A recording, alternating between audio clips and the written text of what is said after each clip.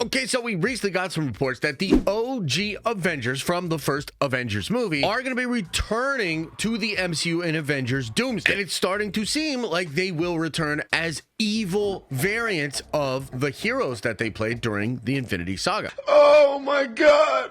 I recently did a video breaking down the evidence for this, what all the Scoopers insiders are saying, the sort of breadcrumb trail that explains that this is probably going to happen. You can check that video out if you're interested, but in this video, I wanted to focus on the question of why. I want to deep dive on why Marvel Studios is doing this. There are some really interesting themes and character traits that will be explored with this idea. And I think after you hear how deep this goes, you'll have a better appreciation for what Kevin Feige is cooking. Because I'll be honest, part of the inspiration for doing this video has been seeing the fan reaction to these rumors. Many people are calling these rumors Marvel slop, and that is not what is happening here. This is actually story driven. I'm a lifelong nerd, comic book fan, and I've been following Marvel Studios for almost a decade now. I know how they do things, I know why they do things, and in this video, I want to deep dive on this exact thing. And after you watch this video, trust me, you're gonna be like, whoa, they are actually doing something pretty cool here. Trust. The best way to begin to explain this is to actually look at the character arcs of the Avengers during the Infinity Saga. You see, many of these characters start from a morally gray or a villainous place, and they become heroes together. This happens throughout the Infinity Saga, and it's not always a straight line, but generally these characters go from bad to good. Natasha Romanoff is probably the best example of this, as she literally starts as an assassin who's trying to wipe the red out in her ledger. We watched Natasha bond with the members of the Avengers to the point that she is truly shaken after the snap and Infinity War, and she becomes the driving force behind reassembling the Avengers and trying to undo what Thanos did. Hawkeye is a SHIELD agent and assassin, and he is mind controlled by Loki in Avengers 1. We also know from the Hawkeye show that he has a past as the Ronin character, and when he puts that costume on after the snap, it was him regressing. Clint Barton ends the Infinity Saga as an Avenger and is instrumental in helping to retrieve the Infinity Stone, even if it's just because he finally learned how to let go. Bruce Banner and the Hulk start the Infinity Saga as half monster and half coward. Bruce destroys half of Brooklyn in his first solo movie and then is taken control of by Loki in Avengers 1. He eventually learns to combine both of his personalities and is key to bringing everybody from the snap back to life. Thor begins the Infinity Saga as a prideful, war-hungry prince. He learns to respect life and want to protect it. And even though he fails often and falls into a depression after failing to stop Thanos, he continues to show up on the side of good and helps to bring everybody back in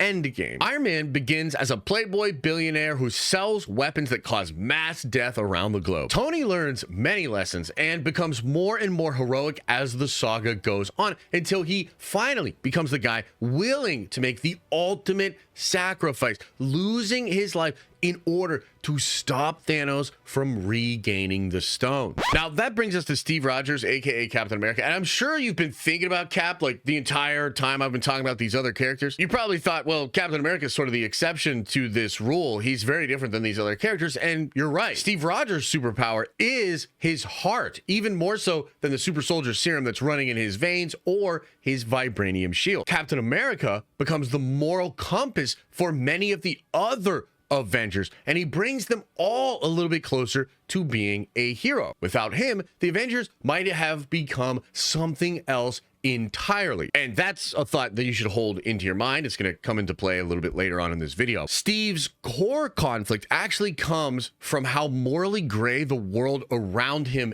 is. His biggest L was letting the differences between him and Tony tear the Avengers apart. And his triumph comes from stepping up to reassemble the team and being willing to do whatever it takes to get everyone back. The story of the six Avengers is interesting in part because they all could have become villains. That's actually a really important part of why it's so fun following these characters and why it was so fun seeing them be split apart in Civil War. It's interesting to the audience, but it's probably really important to the people who live in the actual world of the Marvel Cinematic Universe. All throughout the Infinity Saga, the world views the Avengers through different lenses. After Endgame, however, they are thought of as mostly heroic, but of course, it wasn't always that way. And so there are many different ways that these characters could become villains. And in the multiverse, there would absolutely be variants of that actually happening. And the evil Avengers themselves could all be from one universe. Like, for instance, if Captain America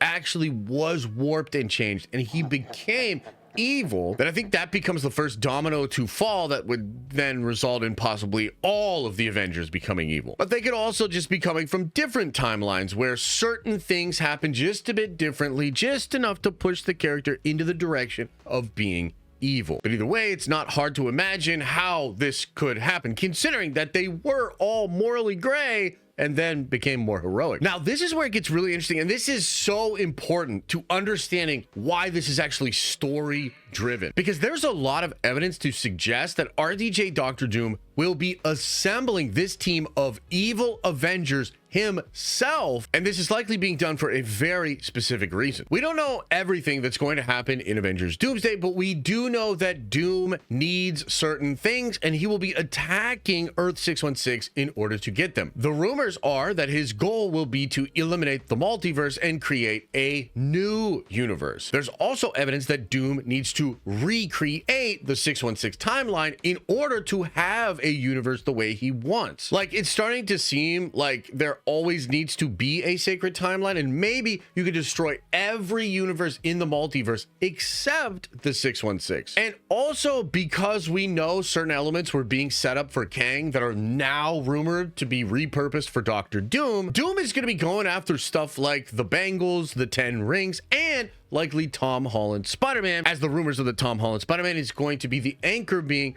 of 616. And it's also important to realize that the Avengers of 616 are likely to lose in Doomsday. I mean, why would there be a Secret Wars if they just beat Doom in the first Avengers movie, right? So it's very likely going to be the case that the Avengers we'll see in 616 are going to lose to Doctor Doom, and then he's going to get what he wants, and then they're going to have to avenge him in Secret Wars. And so Doctor Doom, being the strategist, being the guy that's always prepared, he will know who the heroes of 616 are and who they looked up to. It's very likely that Doom looked at 616, realized that his best option was to grab up evil variants of the heroes from that world, and then he scanned the multiverse to find evil variants of all of the heroic Avengers and use them as his team to attack 616. And this is likely his plan expressly because it will cause distress to the heroes of 616, and it would give his lieutenants and his plan a little bit of an extra advantage. Bucky, Sam, and even US Agent would all be shocked to see an evil version of Steve Rogers. It would be enough to throw off their focus and potentially get them to pull their punches. Hawkeye and Hulk would be stopped in their tracks by a variant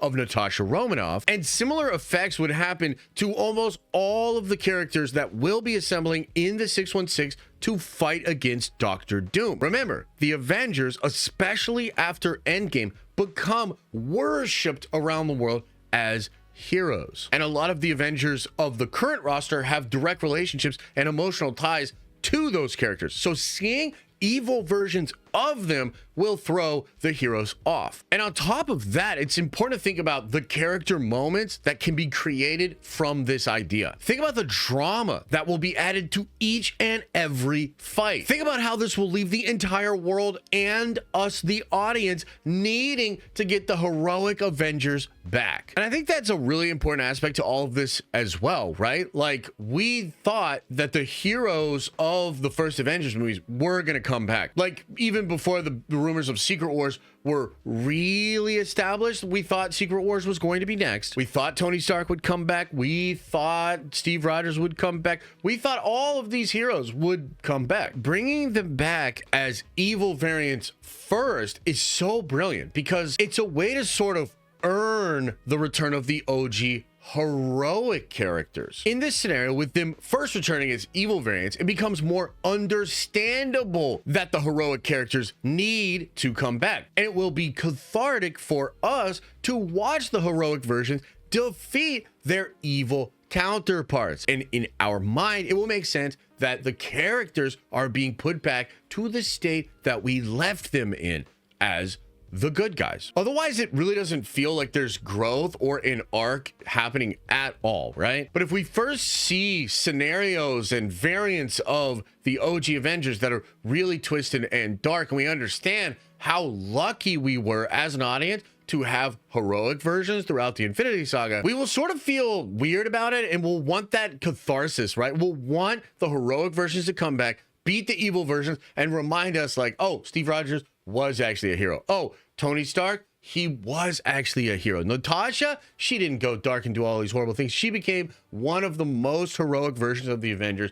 and here she is reestablishing herself as a good guy. And I really think this is the solution that Marvel Studios came up with when they realized that simply bringing back the Avengers was not good enough, that there needed to be more depth to it, that it needed to feel earned, that the audience would need a reason to want those heroes to come back. And I think this is just working on so many different levels here. So you see, this is so much more than just bringing the characters back. This is a cool plan that will add drama and tension to the next two Avengers movies. It's something with depth that will help to even further flesh out the heroic characteristics of these Avengers. We'll get to truly appreciate how rare it was that these heroic versions were the ones that saved the day in the original Infinity Saga, and we're going to be so grateful to see them again return, kick evil's butt, and save the day once more. So there you go, guys. That's why this is actually a really good idea. I wanted to kind of explain the reasons why this is happening, why it adds depth, why it's not just like Marvel slop or cameo porn brain rot, but rather an actually good plan that will make this all feel earned. So let me know, like, what do you think, man? You think that I'm just huffing on the copium, or are you starting to turn around on this idea? Let me know in the comment section below. And as I always say, I hope you are having an awesome Andy Nerdy day, and I'll see you in the next video.